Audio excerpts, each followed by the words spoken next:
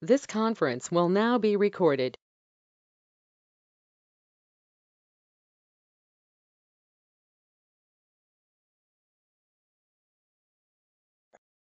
Yeah, hello everyone, good morning. So let's start our today's session and hopefully you are able to see my screen, right? If you have any problem, please let me know.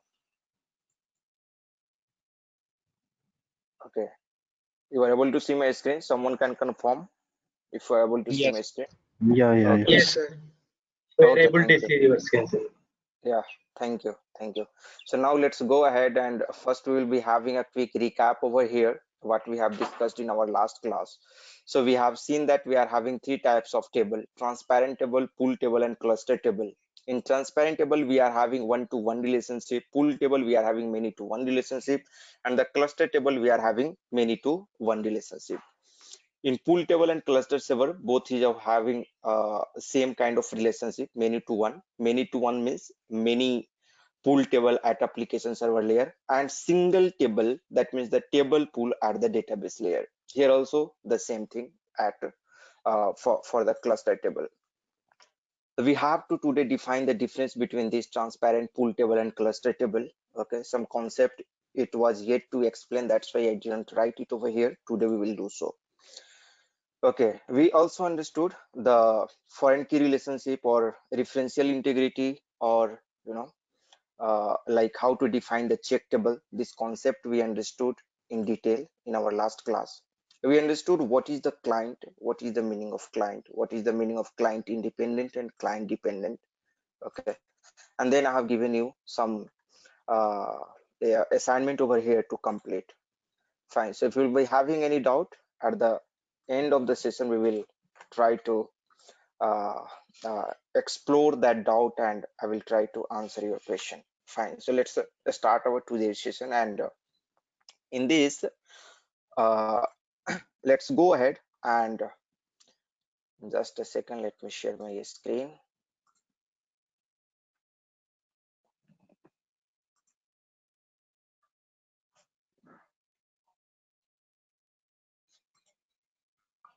Okay. So now I'm just sharing my.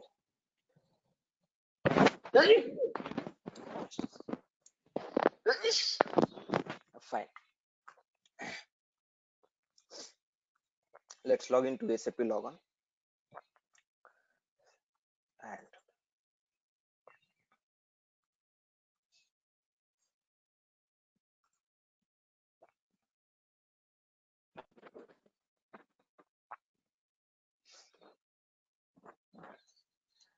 okay.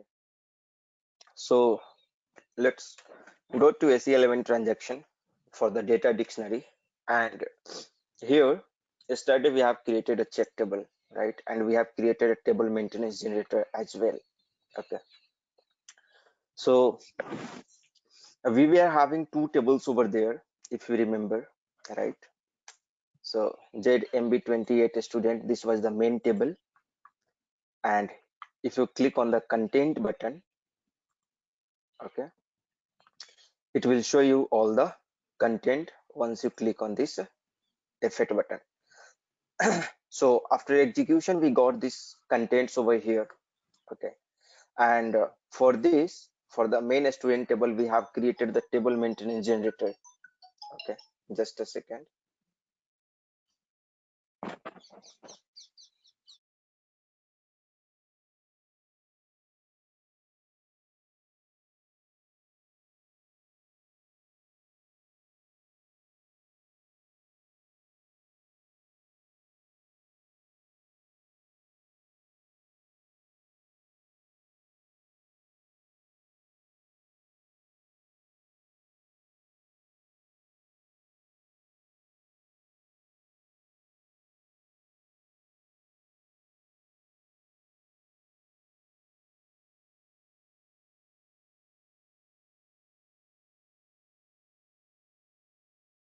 Okay, so here you can see that we are having the content just we have seen, and we are having one another table as well that we have created, that is the mobile number table.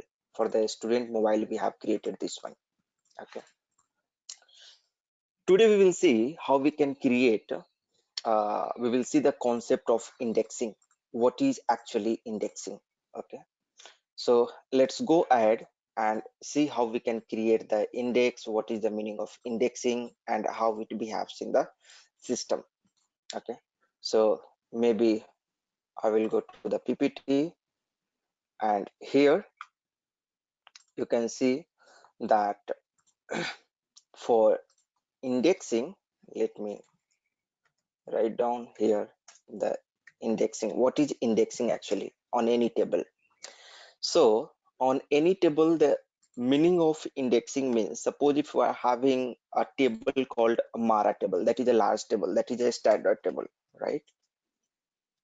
So if you come over here and give the Mara, click on this display or press F7, click on this content button, and if you see, it is having large amount of data. As of now, you were able to see only 200 initial entries, but in fact, if you click on this number of entries, you can see it is having 22,847 data. So in real time, it can have more data as well. Or suppose if you have some, you know, transactional table, for example, BBAP. Okay, this is a transaction table. Okay, it holds the data, transaction data, sales document item data. Okay, so VBAP, it's a transparent table, and its name is VBAP, and it is having the transactional data holding over here. If you see the content for this table, there will be, you can see 27,425, but in real time you will get like lakhs of entries over there. So suppose if you have to search some entry from some table, how you can make it fast? Because if you are having a lot of number of data present in the table, it will take time to retrieve the data. Okay, so for that purpose, indexing come into the picture. Okay, for example, suppose if you are having a table, I'm just taking one simple example over here. Okay, uh, any transaction table, because why I'm telling transaction table, because it is having large amount of data generally. Okay, so let me take the example of BBAP table. Okay, so VBAP table, we are having this VBAP table, a standard table, and it is having like purchase order field, then purchase order item, maybe you can define over here the item, and here the material for each item, or each item represents a material. So main purchase order item and material you are having, suppose one here, one, two, two, and maybe three I can give over here. The item I'm just giving 10, 20, and here again 10 and 20. So item 10 means the single item, 20 means the second item. It's just a representation in a SAP has been done like this. Okay, like that. So 10, 20, and again like 10 we can say, and some material over here, maybe laptop, mobile, right? We are having again the laptop and mobile. We can give, or something, some different material also can be given over here, right? Pen or something like a book. So different kind of item we are having. Suppose this is a large table, and if you want to search a entry over here, for example, you want to search a purchase order with 2 and the item with 10. Okay, so the key field here, maybe you can define this 2 field as a key field. Generally this 2 field comes as a key field in the VBAP table. If you go and check, you will be able to see over there. So this is the key field, just I have denoted with this. So now your requirement is to search the data based upon the purchase order and item. So because this is already a key field, what the system does internally, you might have heard about, if you are from the database background, you might have heard about that. If there is something key field, the searching is very fast over there if you are going to search any record based upon the key field. So searching is going to be fast. Why? What is the reason? If you are going to search any content based upon the purchase order and item, why the searching is going to be fast? The reason behind system itself, you know, the our application server database abstraction layer, whatever we are having, you know, which is converting, which is responsible to convert our OpenSQL into the native SQL, or OpenSQL into their native database language. That system, or even the database system itself, what it does, if it sees that in a table, if there is a primary key, it create an index. So what is index? Based upon the primary key, automatically it creates a index. So whatever the index gets created based upon the primary key, this is known as the primary index. Okay, this is known as the primary index. So here you are having the purchase order field and you are having the item. So based upon the purchase order and item, automatically by default the primary index gets created. So meaning of index means the data in the table gets sorted based upon purchase order and item. And if there is something sorted, it's very easy to identify the data, because you can put the binary search over there, you can apply the binary search over there. So internally system can apply the binary search. Okay, so you know, so what happens, the system creates a extra memory, one extra memory reference creates for this two particular, suppose the primary index is going to be created for this two field. Okay, for these two fields is going to be created, then there is some extra memory in the system, you know, kind of temporary memory we can say, and there the system copy this primary field content over here. Okay, I'm just going to paste it over here, and the two key fields, and it just sort it, it just sort it. Currently you can see it is already sorted over here, 1 1 2 2 3 3, based upon purchase order and item, it's sorted over there. And it creates a reference.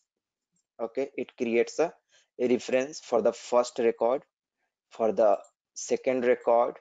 Okay, for the third record, it is having the reference over there. So whenever you will start searching anything, what happens, system does not start searching over here on this table directly.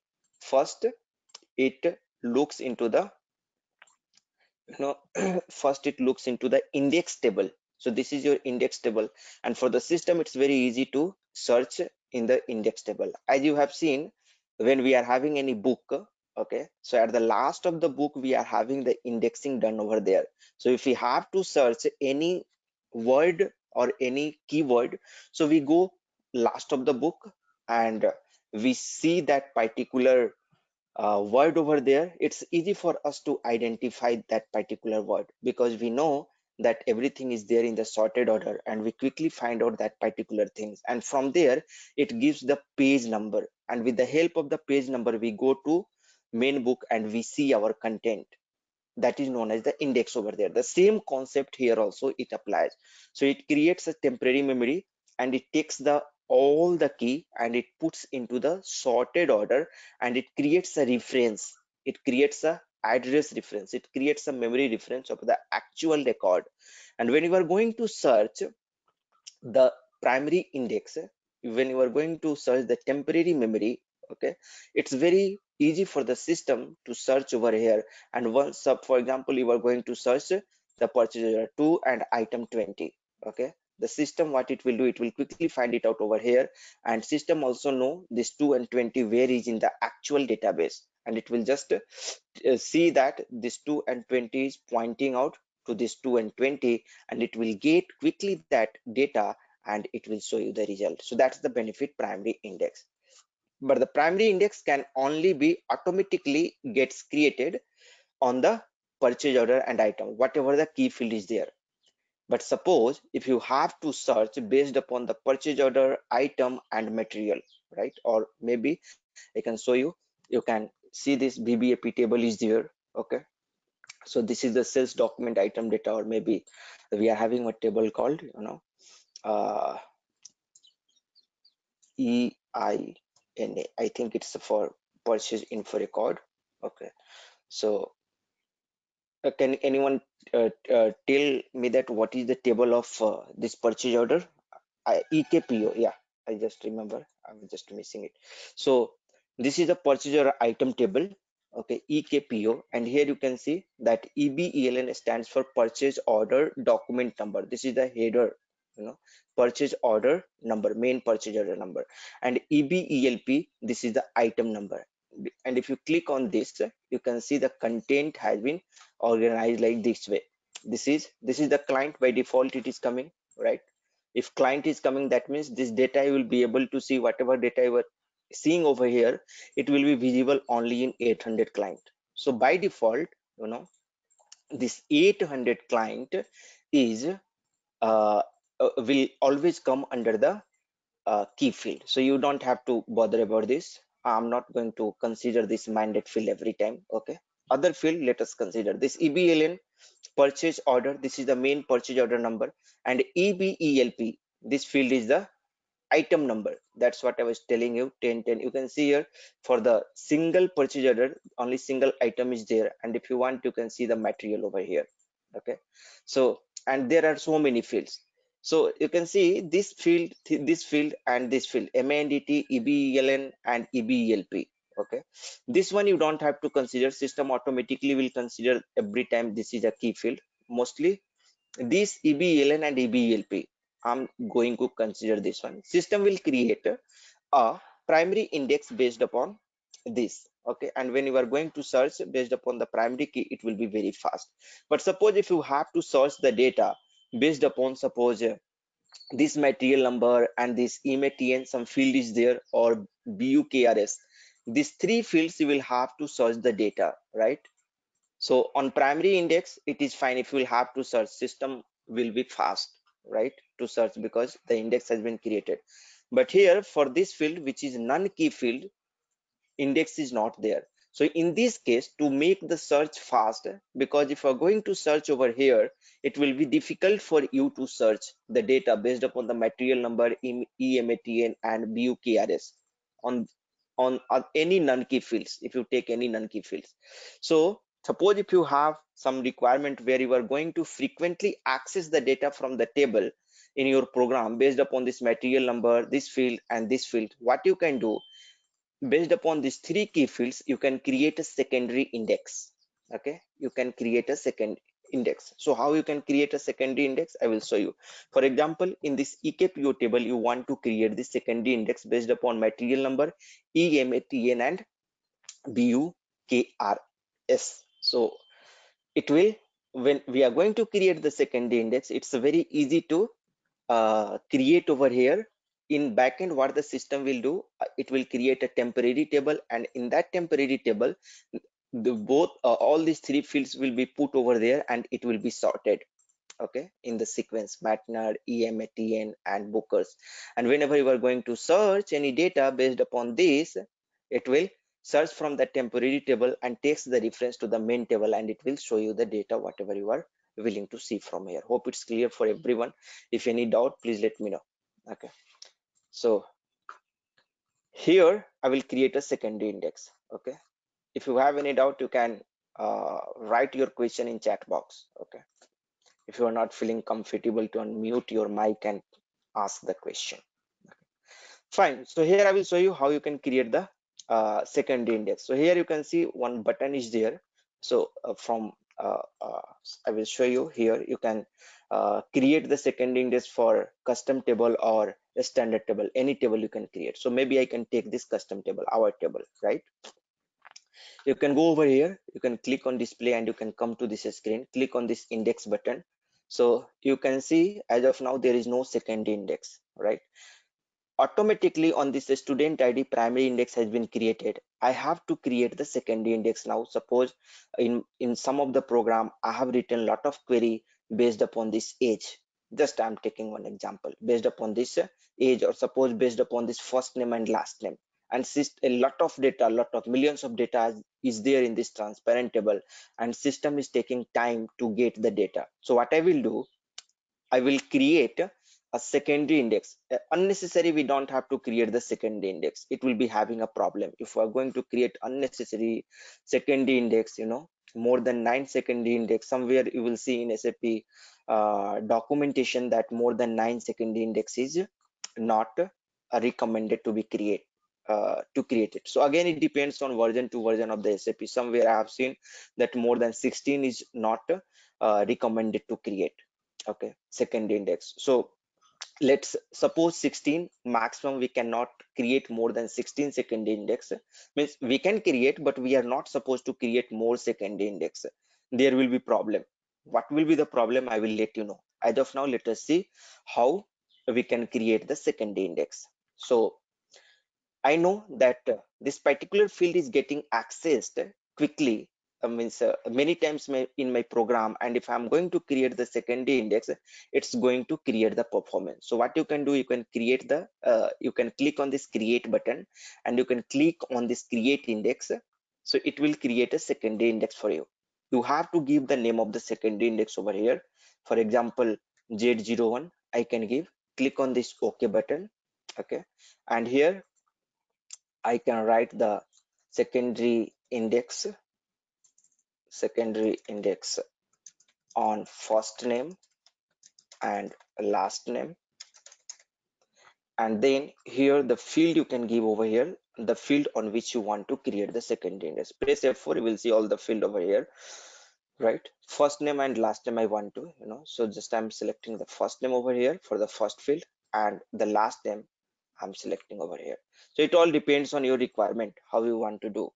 Right, so first name and last name is there. So because I have seen that there are many select query with in that the searching is there based upon this first name and last name. That's why I'm creating this secondary index. Just save it, that's it, and activate it over here. Okay, just to go back, your index got created over here, and index of the name of the index is Z01. So now you don't have to specify something like that you have to use this second index. Suppose in your ABAP program there are a lot of select query, and wherever the searching is there based upon these two fields, system automatically look if there is some secondary index created or not. So if some secondary index is created, system will just go from that secondary index and pick up the record, and with reference to that report, it will go and get the data from this particular main table, as I have shown you in that PPT slides. Okay, so this is actually the secondary index. Hope you understood, right? And similarly, like if you want to create the secondary index based upon the age, right, in your program, like you are having the there are many select query. If you are having some one or two select query, and if your performance is not that much bad, then you are not supposed to create the secondary index. Okay, secondary index, what will be having the problem if you are having the more secondary index? Suppose by default you are having this primary index, you cannot avoid this one, right? But if we're going to create some more than 9 or 10 or more than 16 secondary index, in that case what will happen, if we're going to do any modification in the table, modification means modification in the record of the table, right? So for example, this is your table, and if we're going to like this material description, or suppose this material you are going to change it over here, system has to adjust their secondary index based upon if we're going to change here some field, or maybe whatever change you want to do, you can do over here. The same change should must be reflected in that temporary index also, whatever the primary index you have created. Suppose 2 or 3 or 4 secondary index you have created based upon this item, and suppose item and material, combination of item and material, you have created some secondary index, right? Based upon some material and some another field, you have created the secondary index. So wherever if you do any change over here, right, then that changes must be reflected in that secondary index as well. And for that, database has to perform a lot of operation, database has to perform a lot of effort. Okay, and that's why instead of gaining the performance, it is like overall impact on the database you are not going to achieve in terms of performance when you are going to create the a lot of secondary index on a existing table. So maybe you can note it down these terms. If like more than secondary index, let me write it over first, secondary index, right? So by default primary index gets created on the primary key of the table. Okay, now if you want to create the secondary index, you can create the secondary index based upon the requirement. Now if you have multiple searching multiple searching perform means multiple select query. Okay, multiple select query, we will see in our report how the select query is. Okay, if you have multiple searching performed on the database table, on the non primary key field of the database table. For the primary key, you don't have to bother because already primary index will be there. So if you have multiple searching performed on the non-primary key field of the database table, then you can create the secondary index. Okay, secondary index in order to improve the performance.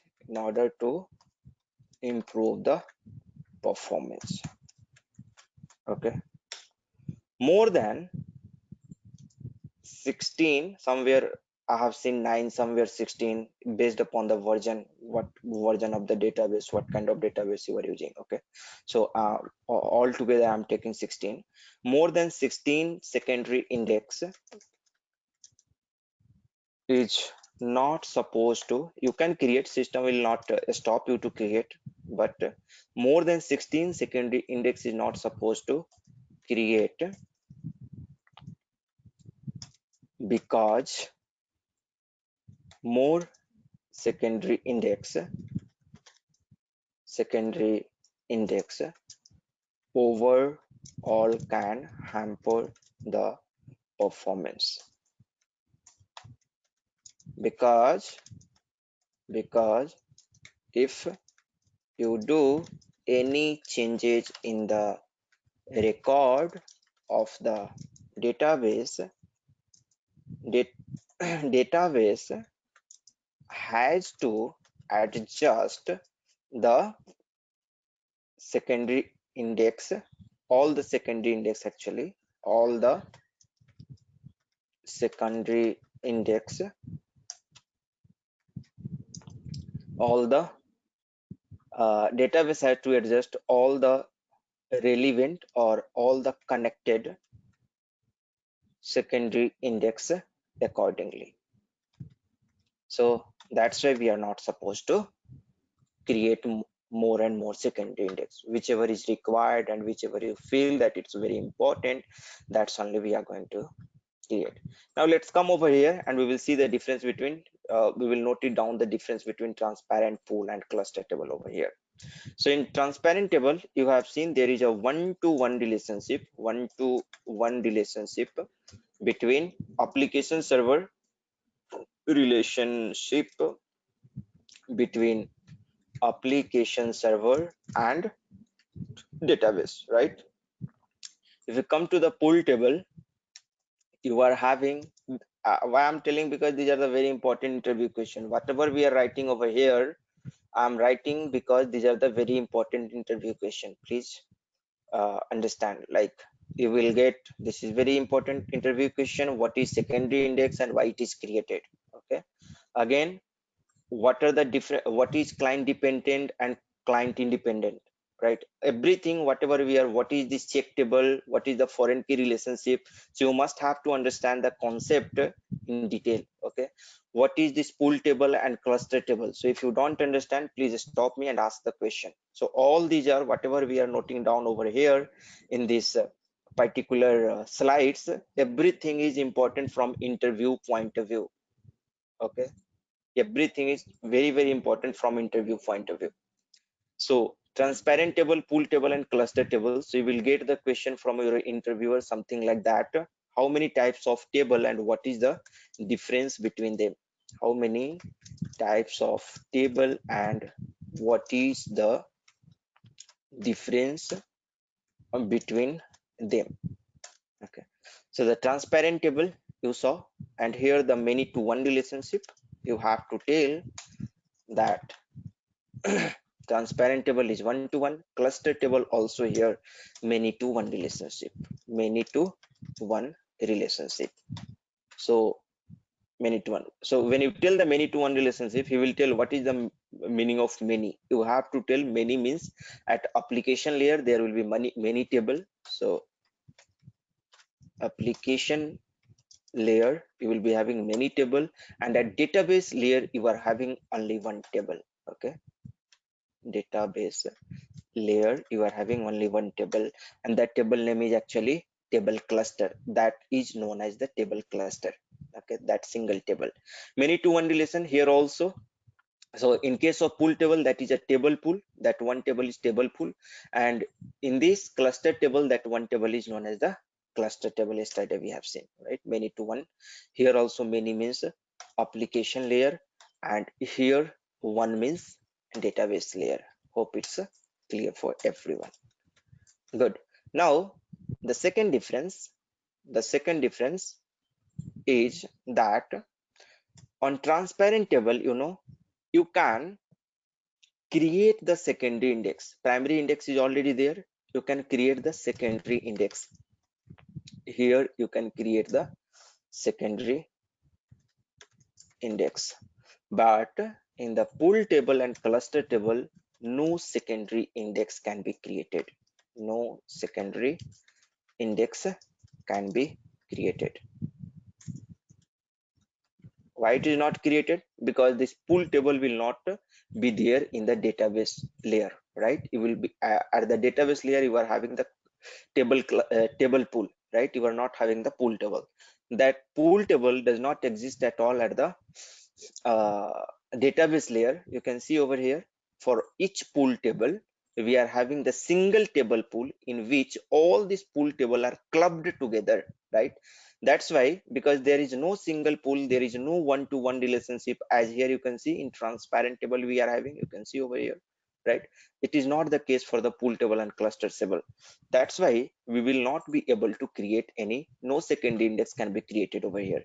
Similarly, if you can come over here, no cluster table can be, no secondary index can be created over here.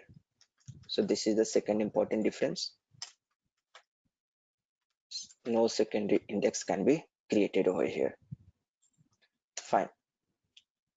Third difference, the very important difference is that, here on the transparent table, you can apply OpenSQL plus native SQL. Native SQL means the native language of the database.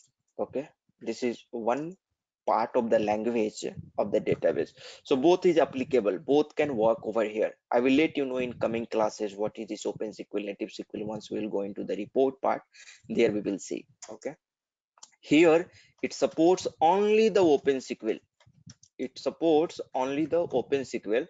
So because OpenSQL supports all the table which has been there at the application layer. Okay, all the table.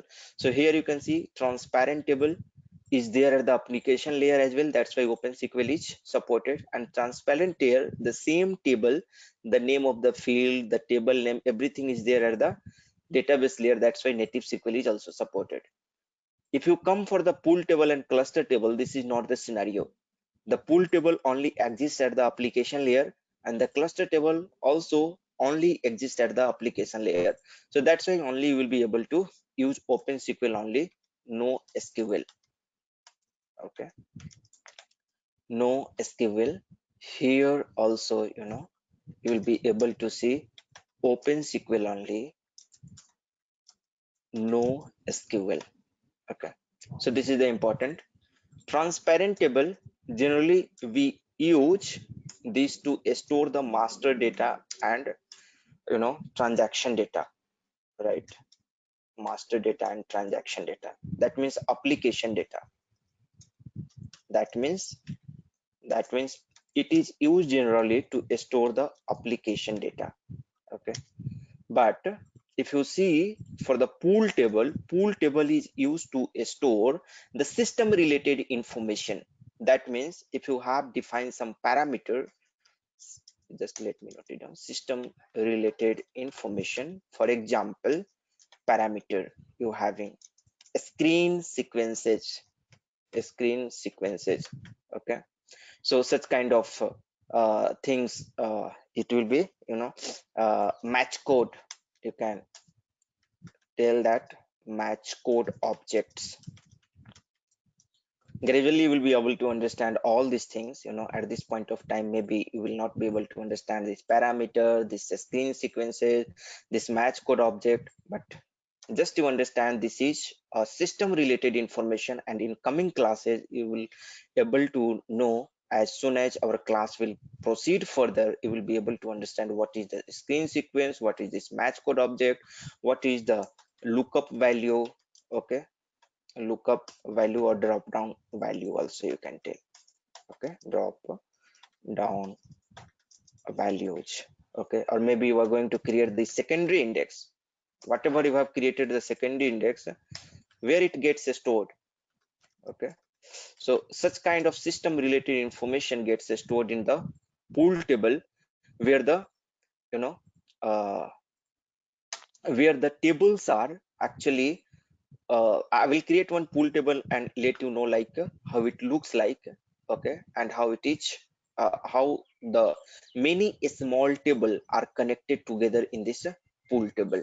Okay, cluster table, if you see here, it is used to store large number of continuous record, large number of logically related continuous record. For example, if you have some document. Okay, if you have some document from for different business requirement, but specific to some process. Okay, same process but for the different requirement. So these are the logically, you know, related records. So of logically related continuous records, for example, document, any kind of document you can see. And these are very big table actually. These are very big table. This cluster table, you know, these are the very big table. These are small tables. These are small tables, and these you can categorize like medium table. Okay, medium table you can see. So pool table, all the pool table, like 10-20 pool table can be clubbed in a table pool, and all the pool table will be a small table. In cluster table, you know, 10-20 cluster table can be combined in a single table cluster. All the cluster table is going to be very big table. And why it is used to cluster table? It is used to compress the record. Why this concept come into the picture? Why we didn't use this transparent table? Okay, why for pool table the transparent table was not used? Why the pool table came into the picture? The reason behind the pool table, or let me first show you the cluster table. The reason behind this, because if you have to store large number of records, large amount of data in transparent table, suppose if it's going to take 10 GB of memory, here it will take only 1 GB or 2 GB, something like that. So 5 to 10 times compression can be achieved over here. 5 to 10 times compression can be achieved in the cluster table. In the pool table, what happens that if there are many small tables and all the small tables are application specific, and if you have to get all the data together at one time, and if you want to get the performance also optimized, in that case, you know, you require this pool table. So all the data at application, you know, application layer to get at one time. Okay, so this is the requirement here. There was no such requirement in transparent table. It's a simple table, but the most widely used table is this one only, transparent table. It's a simple, it's easy to use. There are a lot of benefit of this transparent table. You know, if both the scenario you don't have to achieve, you know, if you are having the normal scenario, simple scenario, and most of the time we are having the simple scenario only, the general scenario only. So in the general scenario, like if you have to just put the data, okay, like application data, master data, or transaction data, you can go for this. Okay, fine, good. If you have any question over here between this transparent pool and cluster table, these differences, there are, you know, most of the interview they can ask what is the difference between this, and you should be able to give at least two differences, the first and second, or at least the first three differences. If you are able to tell, you know, it will be good. Okay, fine. So let's go ahead, and now I will show you, you know, how you can create a pool table and cluster table. Okay, so to create a pool table or cluster table, first you have to create a, so let me start with a pool table. Okay, so to create a pool table, what you will have to do, you have to go to utility, and here you can see that you are having the other dictionary object. Click on this, and here the second option just to select over here. So Z MB28, this is our prefix which we are using for this class, and pool table. So table pool, I'm just creating TP table pool. Click on this OK button. Okay, and sorry, I did mistake. Okay, go once again to this utility, go to other dictionary object and select this one and click on this create button. So you will be able to create the table pool over here. Okay, though nowadays, you know, this table pool and all is not like I never created in real time, you know, just for demo purpose or just for this training purpose. I have learned about these things, but never I have created in real time. Most of the time we are going to create the transparent table. Okay, transparent table is the mostly used, but we should know what is this pool table, what is the cluster table, why it is used, you know. But never I faced any requirement in 10 years of my career to have such kind of things over here. But let us see. So if you have to create the table pool, what you have to do, that you have to uh, uh, if you have to create the pool table, first you have to create the table pool. And table pool here, like you can give some description for this table pool. Table pool demo, right? And here automatically you can see that tab name, var key, data length, var data, right? You can see this table name, var key. So I have shown you, like if you have the multiple small table, you are going to store in the table pool, right? So let me open an Excel over here, and you can see that in this table, for example, you have some table 1, pool table, pool tab 1, and in this pool tab 1 you are having some data, right? So maybe I can merge and center it over here, pool tab 1, and you are having pool tab 2. Okay, this also maybe I can merge it. Okay, so here are we, and you have for this pool table 1, for this table 1 you have the key something like this and the description, or maybe some another. So here you are having the key field for this particular pool table. The first field you can consider like a key field, the second field maybe any field like something description like that.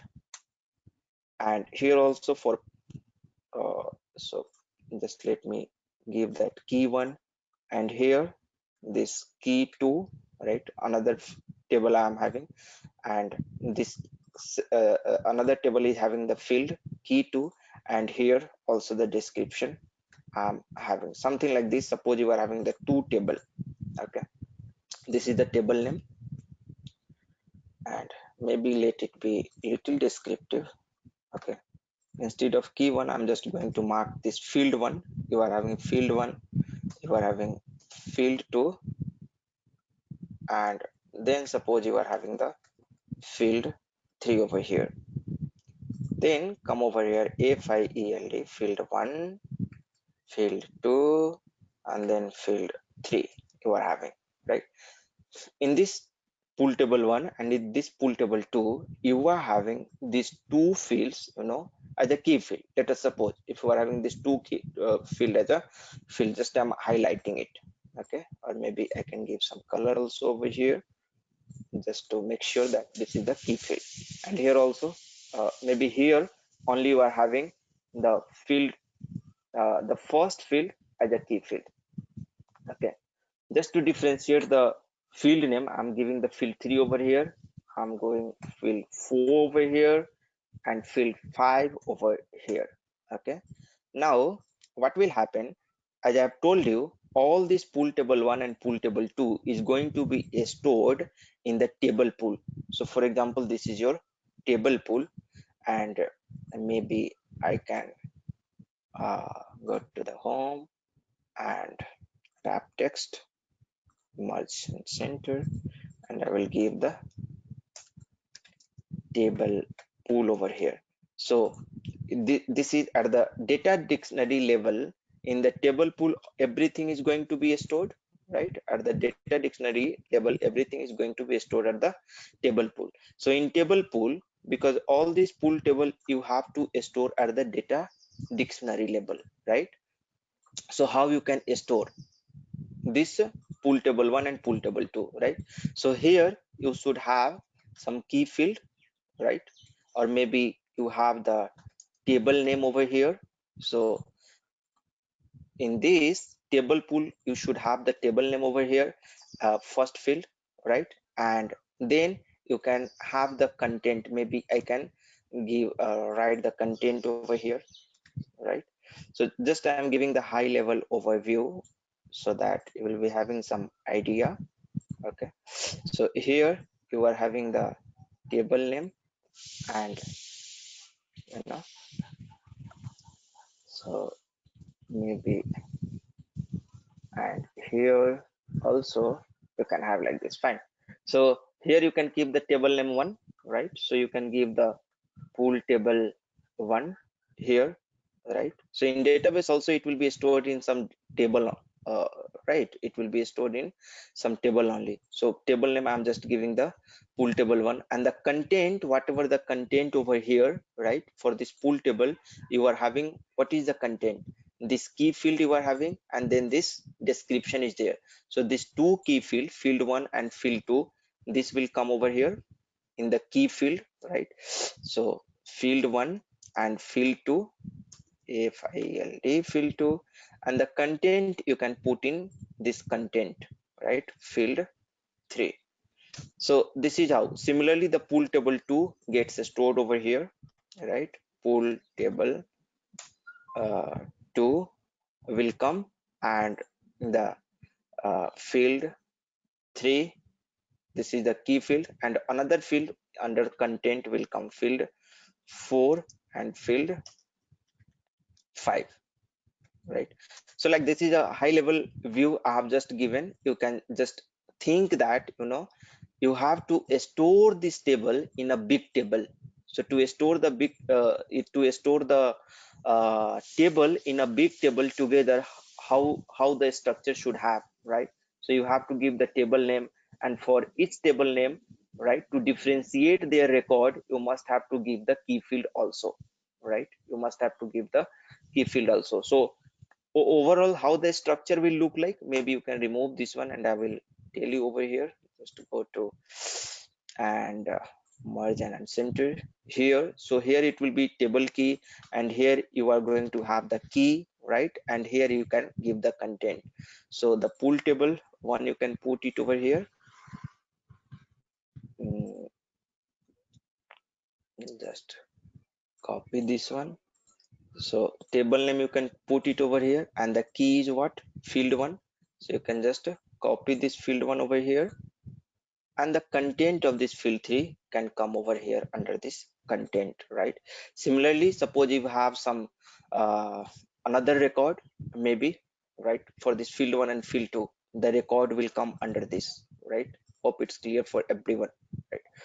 Pool table and pool table 2. Suppose if you have some record over here, that record where it will come in this format, just I'm defining the table. It's a structure of the table, right?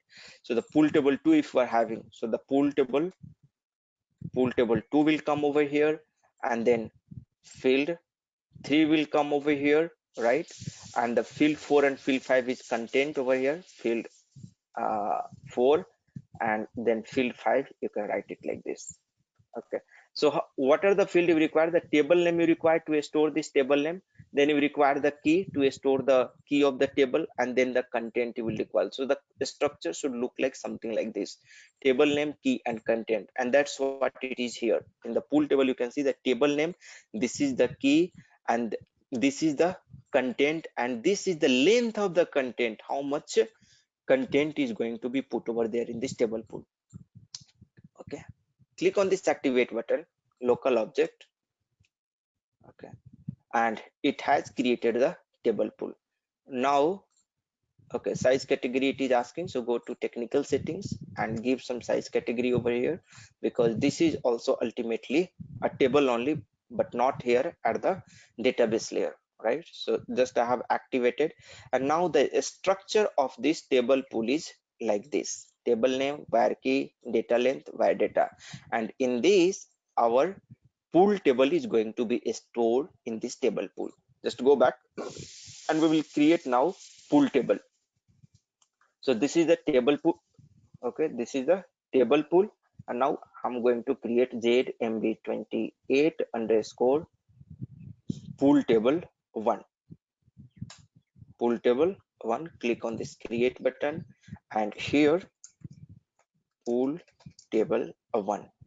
And the delivery class you can select A. If you want to maintain the entry and all, you can use like this. Technical setting you can go yes. Local object, you can give the data class, size category, click on this save button. Okay, just go back, and you can give some field, whatever field you want. So mandate will be, just give as a standard practice MANDT.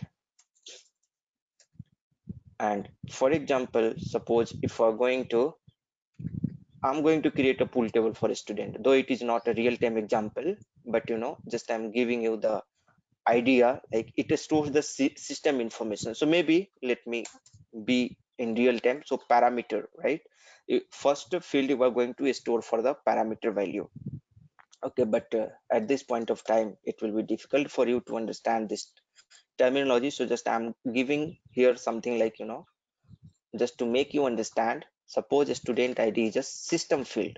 Okay, so a student ID I'm just going to give, because pool table generally stores the information related with system. So a student ID I have just given. Data element you can give. Okay, for the student ID, what is the data element we have created? This is data element we have created. And similarly the age and whatever you want to do, you can give over here, and you can select. Okay, and just save it. So this is the, currently it is a transparent table. I want to mark it as a pool table. So what you can do, you can go to utilities, or maybe I think you can go to extras, and you can see the change or display table category. Click on this button, and you can see here you are having the option. So by default it is a transparent table, but what I want to make it, I want to make it pool table, right? And similarly, suppose if okay, for cluster table maybe I will show you later. Okay, so pool table I have selected from here, and in case of HANA database, what happens, it is now not comes under the better practice. Like in case of HANA database, most of the pool table and cluster table has been converted into the transparent table. HANA database does not appreciate to use the pool table and cluster table at all.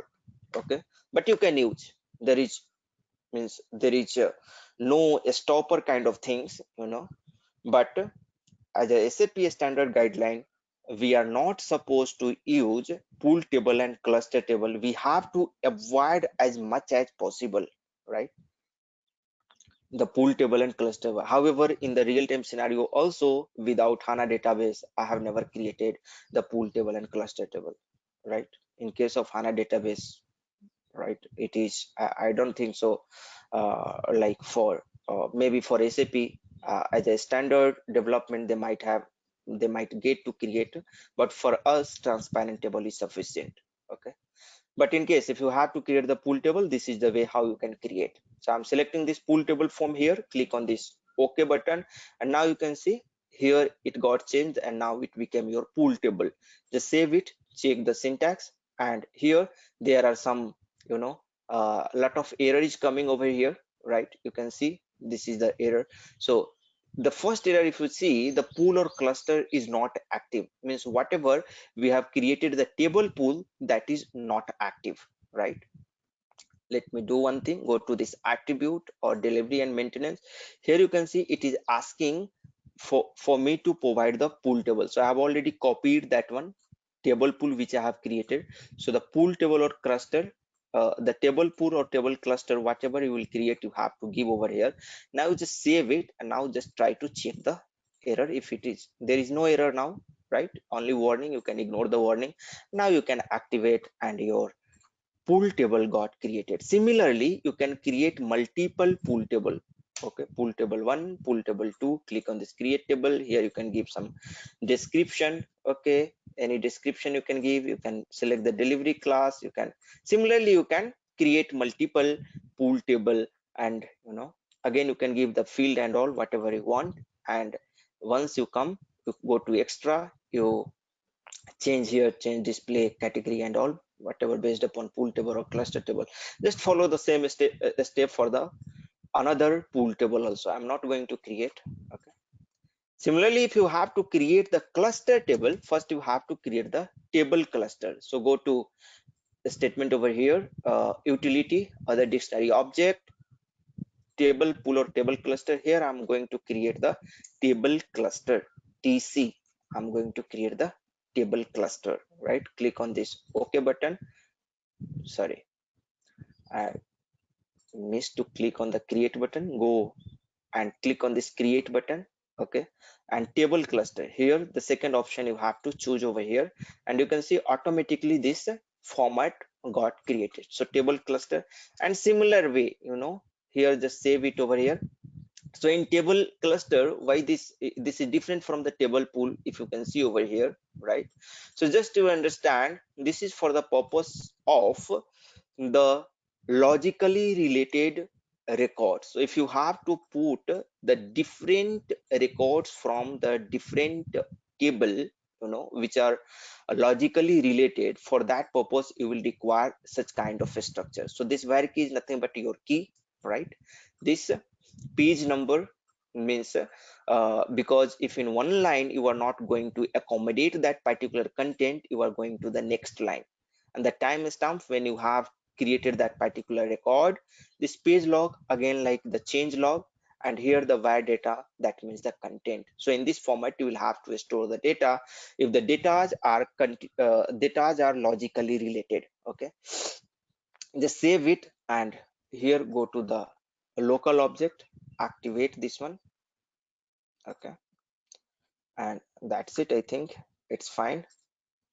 And again you can create the table cluster. Okay, so pool table, cluster table, CT one you can give. Click on this create button, and on the cluster table, fine. Delivery class, you can choose over here a table maintenance allowed. You can give the field name, whatever you field you want. For the transparent table, this will be the same as in the transparent table, as we have created the student table, the student mobile table. Similar way you have to create. Once you create over here, again you can go to extras, you can go to, you know, uh, change table or table category. You can give the cluster table over here, and whatever the table cluster you have created, that table cluster name you have to give over here. TC I have created, press enter, and you have to save it, and you have to this time it will give you the error because I have not given any field over here. Maybe you can give one field over here, right? And here also you can give maybe a student ID or something like that. Just save it. Now it will not give any problem. Generic key field must be from the logical cluster hierarchy. Okay, so if you everything mention over here, then it's going to get activate properly. As of now, let's not give more time because it is not important. Also, just in order to from interview point of view, I have made you understand what is actually this pool table, cluster table, what is the differences. In real time you are not going to use this pool table and cluster table. It's a very rare. I have never used till now. Save it. Transparent table is the most widely used table. Mostly we are going to use this transparent table. Okay, fine. Let me go to create one another slides, and here we will discuss something about the buffering concept. Okay, so when we create any table, okay, when we create any table, for example, I have created this table. Okay, and if you go to the technical settings, you can see here we are having the buffering option, right? Buffering not allowed, buffering allowed but switched off, buffering activated. Why this buffering come into the picture? See, everything is running around the performance only. Everything is going to going to like ABAP or any technology. If you come to any technology, so like we mostly bother about the performance, right? So here also this buffer concept is also related with the related with the performance only. So for example, if you see our R3 architecture, this is our R3 architecture. Let me copy this complete slides, and what I will do, I will paste it over here. Okay, so I'm having this application server layer, right? Just I'm going to remove this. Okay, and this we are having the database layer. Now whatever the database you create, right, whatever the table you create, where it gets stored or the physical data gets stored at the database layer, right? You already know these things. So this is our application server, and fine. So the actual table gets created at this database layer, and application server is having the program logic and everything to fetch the data from the database layer and represent to the user layer, right, on the SAP GUI. This is having this uh, where actually we write the logic. We'll write the logic at the application layer. So whatever the program, for example, if you create one program, or if I tell you the existing program, so for the program we are having the transaction AC38. AC38 is the transaction. /n or /o, if I am giving over there, that means I'm just trying to rephrase this one and create AC38, right? If you simply give AC38, nothing will happen. You can see nothing is happening, right? Simply if you give AC38, that's why I give /n. That means just terminate this session and create a new session for me, and there you open the transaction AC38. That's why I'm using /n. And if you want to completely open a new session, I can use /o. Okay, I don't want to open AC38 on the same session. I want to open AC38 on the different session. I can use /o. So as of now, just I'm using AC38. You can use anything, AC38 or /o AC38 or /n AC38. But the main T code is this one, AC38. Okay, click on this enter button, and you can see the program has come over here. Just I'm going to take one program over here. Press F4, right? Take some program. Someone has created this custom program, right? So you can see whatever we have written on the presentation server layer. You can see this is the presentation server. So this ABAP editor is at the presentation server. But actually, once you activate the code, right? Once you activate the code, once you save and you activate in ABAP, everything goes on the application server. Okay, behind this presentation server, you are having a big computer. There is a very big computer from which there are a lot of presentation server connected, and once you activate, the code goes inside the application server, and when you click on this run, the code run on the application server, not on the presentation server. This is your presentation server. Code does not run on this presentation server, but the result you are getting on the again presentation server. The data, this processing of data is happening on the application server, right? Similarly, here you can write a code, and in that code you can write a select query to fetch the data from the, for example, if you want, you can write the select maybe some from Mara table or from our table if we want to get the data. Okay, so what I will do, that maybe I will show you. Just go back and create one program, a small program, z something like MB28 buffer, just to explain this buffer concept, test and executable program save. So here, you are going to write some select query. What this select query you are going to write? Select a star from Mara into some table, and you can give some container over here to store the data, which data is coming from the database table, right? So here your data will get stored on this application server.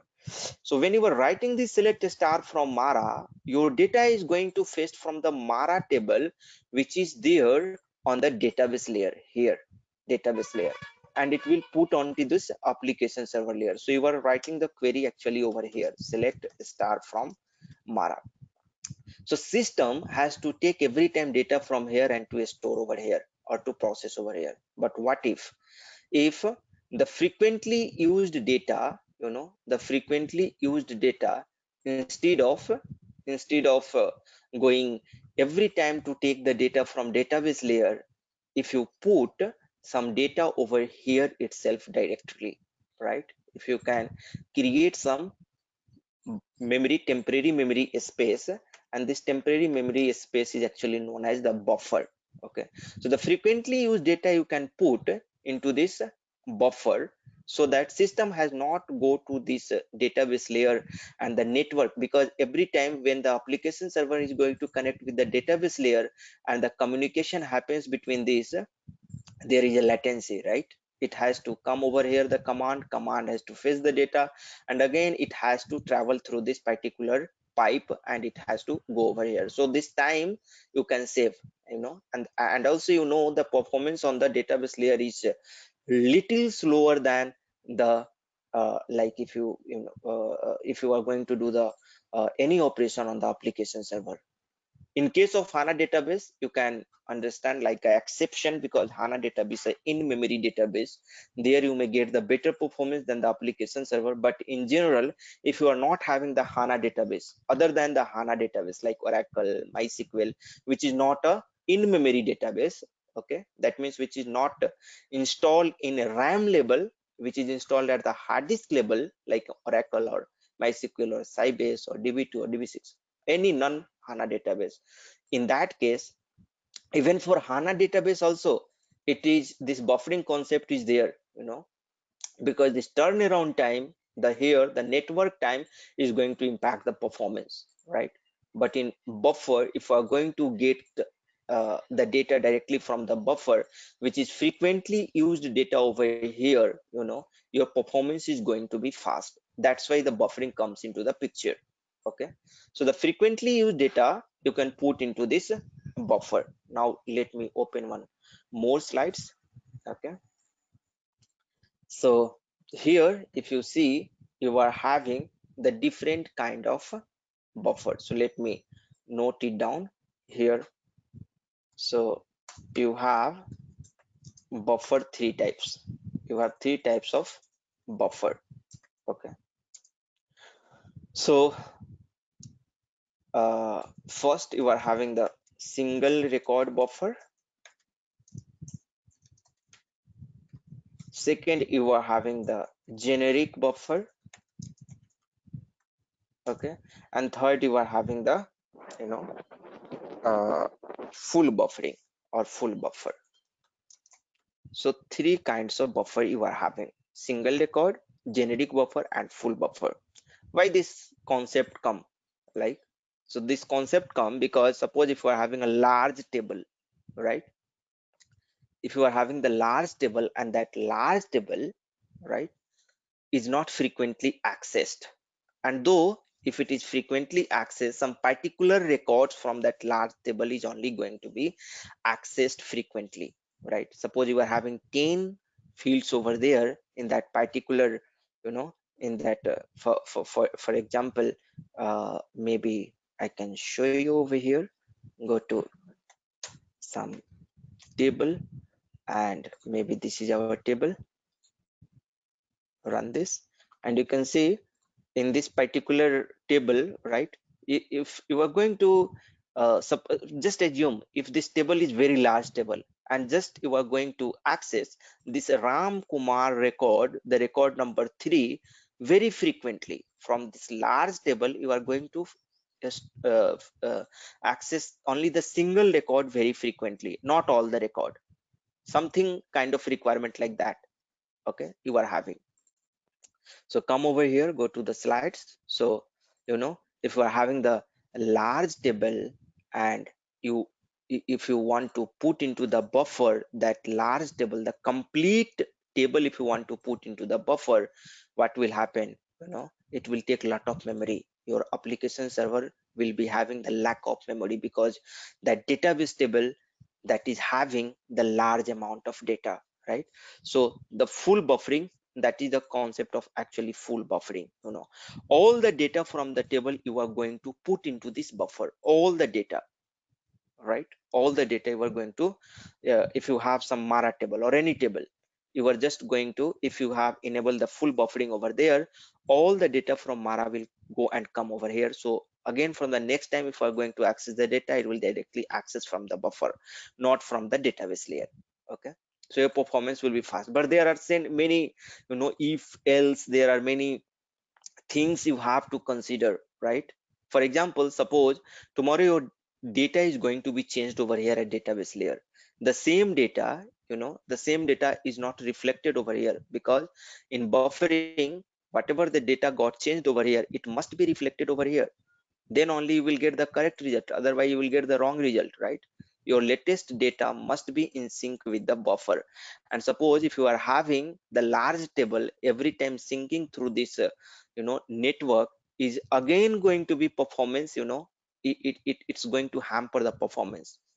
That's why we have to be very careful when we are going to enable the buffer.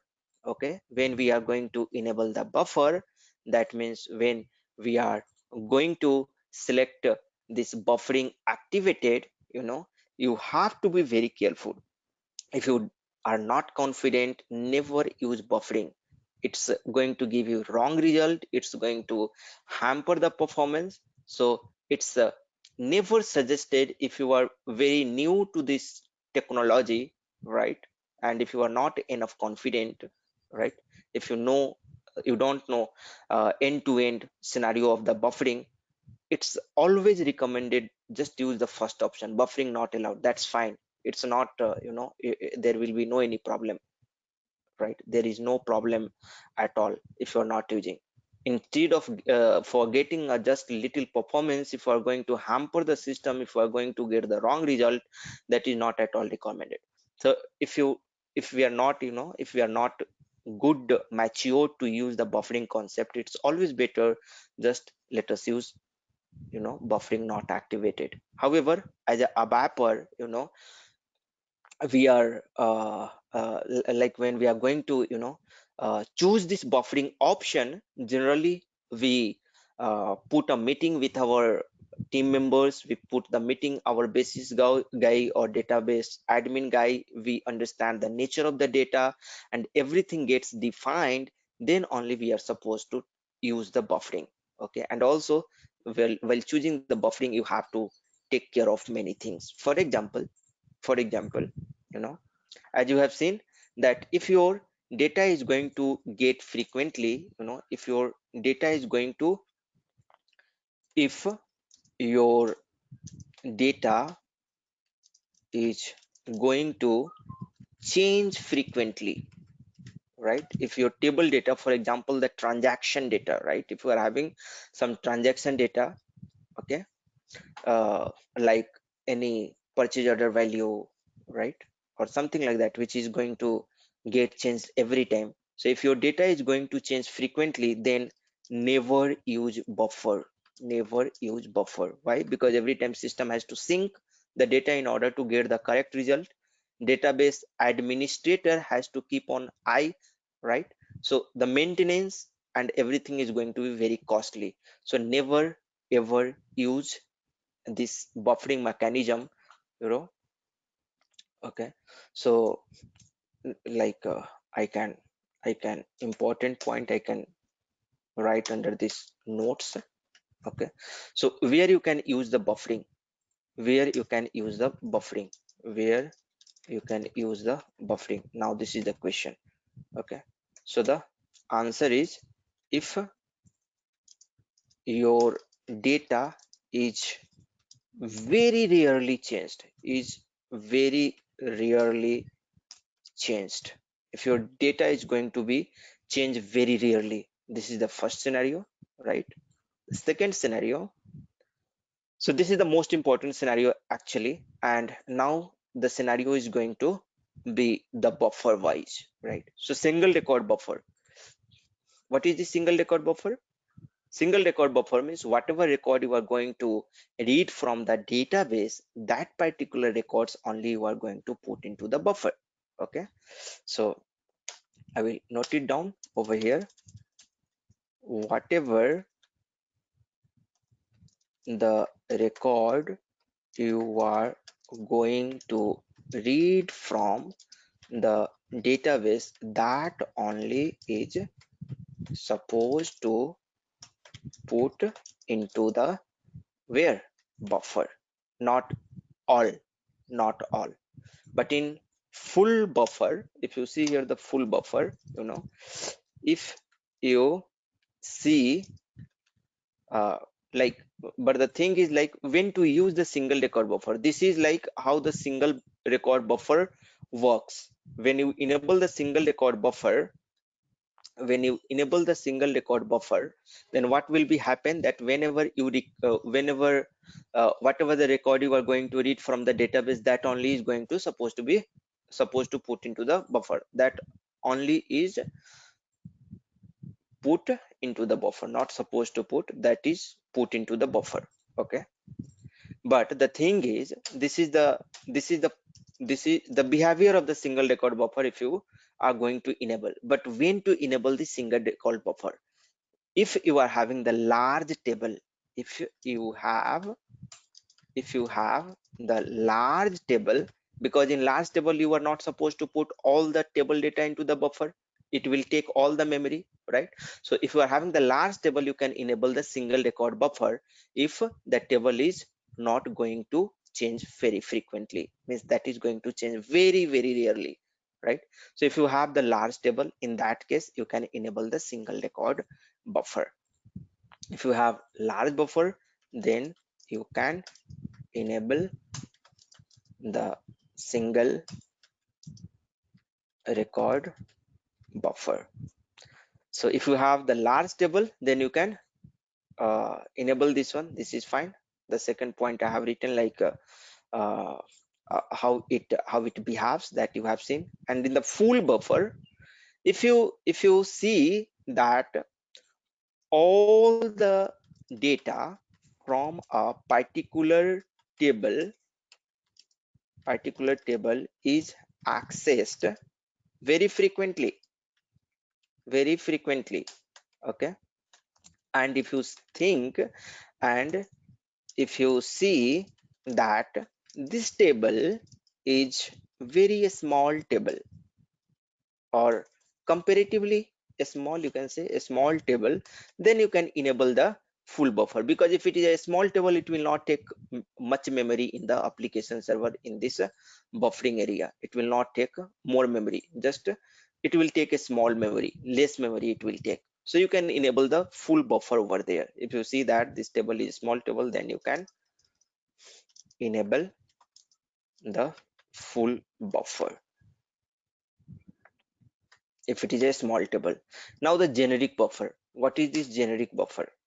Okay, what is this generic buffer actually? So generic buffer is nothing but, for example, you have a table called, come over here, AC11 and MAKTX, material description table you are having, right? MAKT, in fact, F7, go to this content and run this over here. And you can see for a particular material, you can see for 23 number material, you are having the different description, right? One is test something in the different language. This table actually stores the material description in the different languages. Okay, this table stores the material description in the different languages. You can see that these are the different language. You can see the 38 number material, 38 number material in this language 5. This is some language actually, in this it is maintained like this, because this is a test demo system. Here you can see for the same material, the language is J and it has been written in a different way. Here the language is R, maybe Russia, I don't know. And there you can see how it is written. So if you want to see what is the value of P, R and all these things, what you can do, you can go and you can press F4 over here and you can see that the meaning of all those actually you can get over here, right? You can get from here all the meaning of that particular value. Okay, press F8, you can see. So if you want to get, like if you see that some record like 38 number record, today this particular material is going to be more frequently used, right? This material is going to be used more frequently. So for this particular material, you can enable the generic buffer. So what will happen? So if in where condition, in select query, if you are going to put this material for the where condition, all this description, right? All this description in the different languages will also come over there. All the description in the different languages will also come over there. All the description, if you enable the generic buffering. So like if we're just going to write something like, I will just tell you over here. So generic buffer, if you have the select query something like this, select star from MAKT, right, into some table IT underscore tab. This is the container where only the matner is there. Matner, in where condition you are having some matner, and here the material number may be 38, I can give. Okay, so if you have the select query something like that going to frequently used for the particular table MAKT, so generally this generic buffer is going to enable for the text table, right? This is also MAKT is a text table. Okay, so for this particular material there are a different, in the different languages you are having maintained the description over there. So it will take all the description and put it in the, and it will put into this particular value from the buffer itself, right? So that's the benefit of the generic buffer. In the full buffer, you want to store the buffering concept over here. If you have any doubt over here, this single record buffer, and just one thing, like when it will get triggered. So whenever you write the selector, if you have enabled the single record buffer, and if you write select, the star or whatever, a single anything, if you have written any select query from, maybe suppose you have enabled some table over here, table, and in where condition you have given some material or some key field, and that value over here if you have given anything, so that particular record, so first time when the select query will run, and if the system will see that particular table single record buffer is enabled, that particular first record will go and put into the buffer whenever the system will see this particular query. Similarly for the generic buffer, whenever such kind of query will be seen, it will select the relevant record and it will put into the buffer. For the full buffer, again, any kind of query, if you are having, whether this kind of or this kind, any kind of query, if you have any kind of query, and if you have enabled the full buffer, what will do, total record from the table it will put into the buffer, any kind of query it is. Okay, so this is all about buffering. So buffering we have completed. Please feel free to ask any question. Maybe you may get some doubt, so just please ask the question in order to get it clarify if you have any doubt. Okay,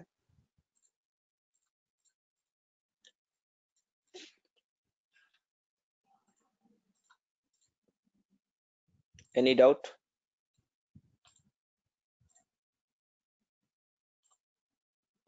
Okay, so I Hello. believe there is no yeah. Hello. Sir, this is Shiva. Mhm, Sir, in the real time, mhm. what is the percentage of using this buffer concept in the real scenario? In real time, generally, like when you are having the performance issue, means it's Yeah. very rare. This also is very rare, you know. Yeah. This also is very rare. Like SAP generally use such kind of, a standard Yeah. concept. But in Yeah. our scenario, like if in in some project where the performance is very critical, in that Yeah.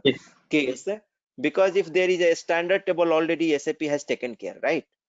Yes. If that is the standard table, SAP has already taken care. But if it Yeah. is going to be a custom table, so custom Yeah. table, and if you think generally it is a very less chance that you are having, Yeah. large amount of data in the custom table, so Yeah. and the performance issue come in case of custom table, Yeah. so generally we don't use, but sometimes if it comes, we can use this concept in coordination with our SAP data administrator people, in coordination with our team lead. Okay, so Yeah. means we are not supposed to use directly, buffering concept without any coordination, because it can give you the Okay. wrong result, or because the you know regular like regular watch is also important, like whether the buffering is syncing or not, right? If Yeah. suppose your buffer is not syncing with this database table, Mm. then you will get the Mm. wrong result, right? Generally, yes. Yes, Yeah. so And that's why. in my example, in my table, I have one Z table. Mm-hmm, I have stored the data around 38 lakhs. mm-hmm, mm-hmm. All right. In this scenario, Mm-hmm. You is can it enable. buffering? Is it buffering concept is useful for me or not? Yes, yes, yes, it's going to be useful, but you have to contact with your database administrator first, because Okay. yeah, you have to just you talk with them, you Yeah. tell that you want to enable the buffering in order to get the performance, Mm. and because that is the large table, what you can do, you can enable the single record buffer, don't enable this full buffer, otherwise it will take Okay. all the memory. Okay, Yes. Yes. so again it's going to hamper the performance. If you know that some particular record is only going to access frequently, more Yeah. frequently, right? Yeah. If you know that some particular record is only going to get more frequently during your daytime, or 2 days, 3 days, then you can go for the single record buffer, or maybe you can go for generic buffer. But generic buffer, I think this also, like in your case, I don't know how the structure of your table is. Maybe you can just give me the structure on WhatsApp or something like Yeah. that. I will see the Yeah. structure of the table and then I can suggest you, because the generic buffer generally we use where in kind of text table, and wherever we have to get some generic record frequently, there we use Yeah. the generic buffer. Okay, so Yeah. in your case, full buffer I will not recommend it at all, because your Yeah. table is large. 38 lakhs record is so much record, it will Yeah. take all the memory of your application server. You Mm. are supposed to use single record buffer, okay, if Yeah. some of the record is going to get frequently accessed. Okay, Yeah. anyone is having any other question? Yeah, Pankaj, Mm-hmm. can you please send the videos, recorded videos? Yeah, yesterday I have sent you, right? Yeah. We received it. Okay, Yesterday, I don't think I received. okay, fine. I will send you. Maybe you have missed in my that email list. I will send you. Okay.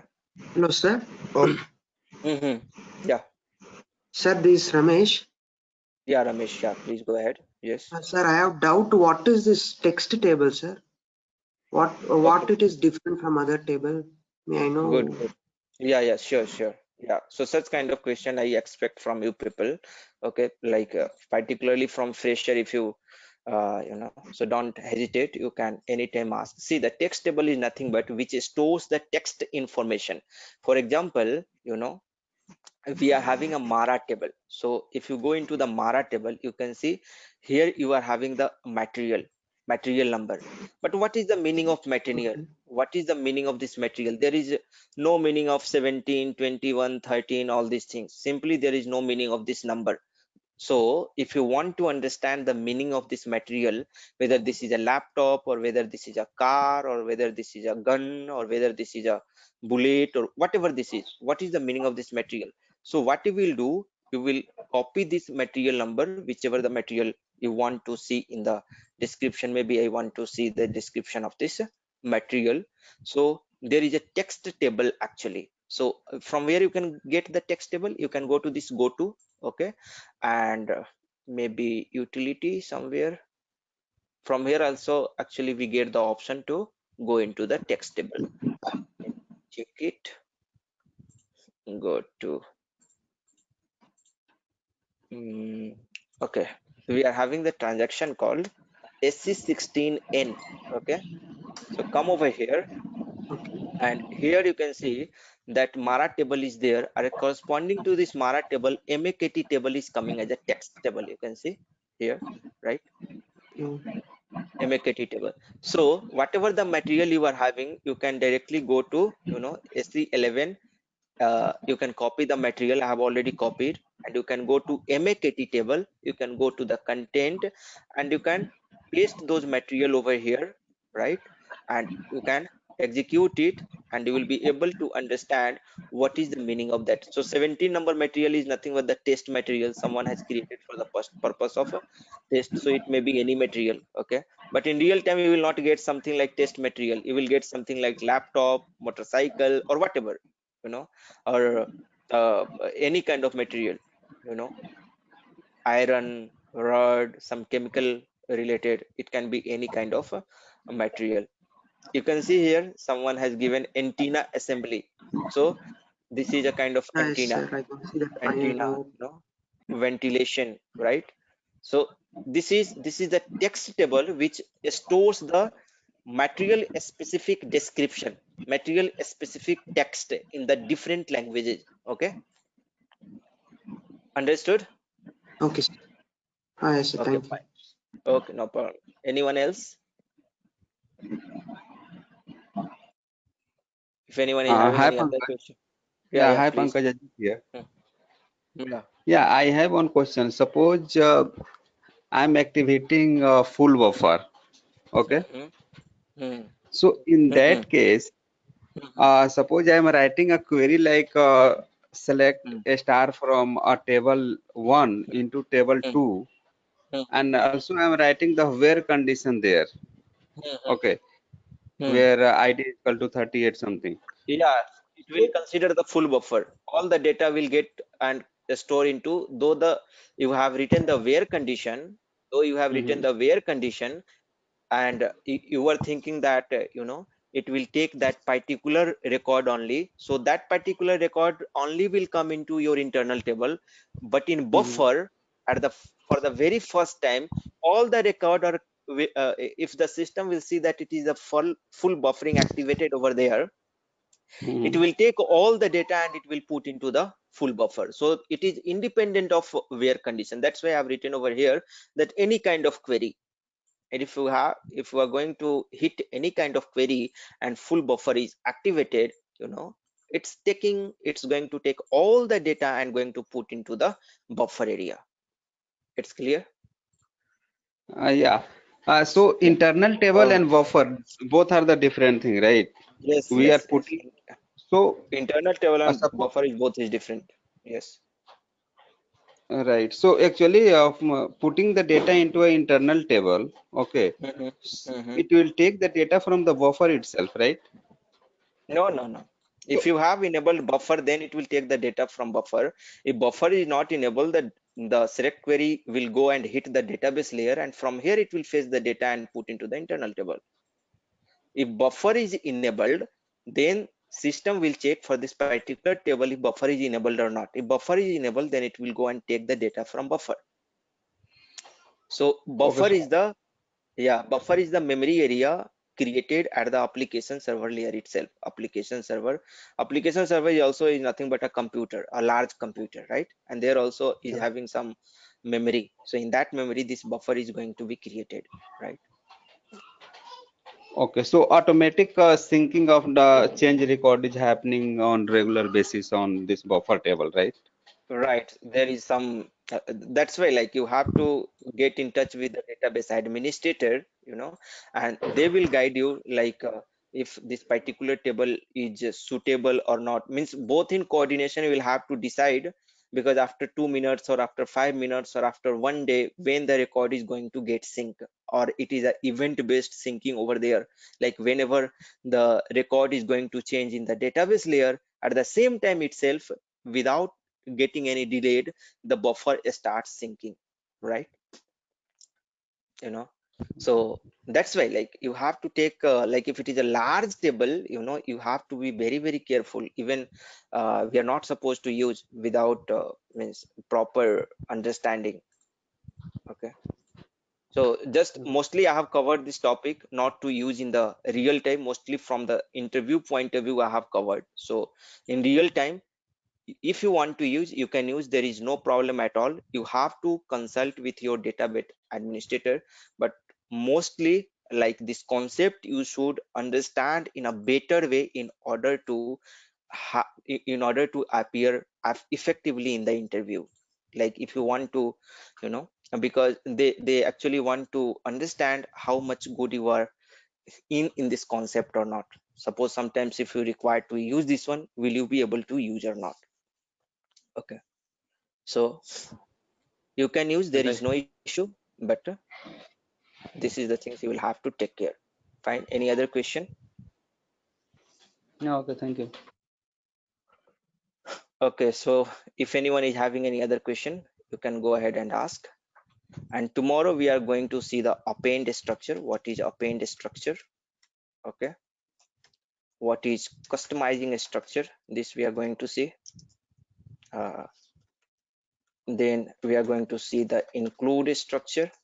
So these important things we are going to see tomorrow. Okay, and tomorrow also the table portion, I think it's completed now. And also we are going to see like the what is the difference and all, we are going to see. And then we will see the different database view, different view actually. Okay, so this is the tomorrow. If time permits, maybe we can go a little further and we can see about the search help. Okay, so let's meet tomorrow. For today's, I'm just going to stop over here. Okay, so thank you very much. Thanks a lot. Let's meet tomorrow. Bye bye. Have a nice day. Bye bye. Thank you, sir. Hello. Yeah, yes. So today assignment anything have you been? Is there assignment? Today there is no assignment. Okay. Okay. Today, like, Okay. yeah, today there is no, only the thing, just go through the video and try to understand this concept and try to explore from internet also, because this, this concept is very, very important concept. And mostly like if interviewer asks, the people gets stuck because the people is not able to remember such kind of concept. So if you understand the concept, you will be able to remember. So understanding is very, very important. Okay. Okay, others. So Hello. yeah. Okay. Sir. Yeah, so this is understanding is very important here. I don't think so. If you want to create the full buffer and all these things, you can try and create in your system, and you can see how the performance is going to like how it's performing. You can try yourself. Okay. because everything in detail it is not possible to cover. Maybe I will prepare a separate video like how is going to improve the performance when you are going to create the, when you are going to enable the buffer. For that I can prepare some series of videos, and in that I can show you, that how you can decide the buffer to enable or not, what is the pros and cons in the real time by giving all the things in the by demonstrating all the things. For that I can show you. But if I'm going everything in detail, no, here it's this particular data dictionary itself will take a lot of time to complete. Okay, so just you understand the concept over here, and once everything gets completed I will prepare the video and share on the YouTube. Okay, fine, then let's complete over here. Let's end our session over here. If you have any query, you can also ask on my WhatsApp, okay, or you can send me an email. I will reply over there. Okay, so thanks a lot. Bye bye, have a nice day.